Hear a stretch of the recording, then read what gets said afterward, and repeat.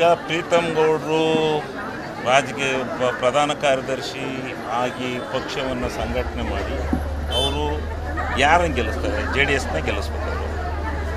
ಕಾಂಗ್ರೆಸ್ ಹೆಂಗೆ ಇದನ್ನು ಗೆಲ್ಲಿಸ್ತಾರೆ? BJPನ ಅಂತ ಭಾಳ ಒಳ್ಳೆ ಕೆಲಸ ಮಾಡ್ತಾನೆ, ಮಾಡಲಿ ಹಂಗಾರೆ ಮೈತ್ರಿ ಮುರಿದೋಗುತ್ತಲ್ಲ, ಹಾಕಲಿ, ಗೆಲ್ಲಿಸ್ಲಿ. ಆಗ ಅವನು ಚೂರ ಅಂತ ಕರೆಯೋದು. ಅವನು ಕ್ಯಾಂಡಿಡೇಟ್ ಹಾಕಿ ಅವ್ನು ಗೆಲ್ಲಿಸಿ ಕರ್ಕೊಂಬಂದ್ರೆ ಅವನೊಬ್ಬನು ಶೂರ ಅಂತ ಕರೆಯೋಣ ಹಾಸನ ಜಿಲ್ಲೆ ರಾಜಕೀಯದಲ್ಲಿ ಪ್ರೀತಮ್ ಗೌಡ. ಇಲ್ಲ ಅಂದರೆ ಅವನು ಅದಕ್ಕೆ ತಕ್ಕಂಥದ್ದನ್ನು ಅನುಭವಿಸ್ತಾನೆ. ನಾವೇನು ಮಾಡೋದು?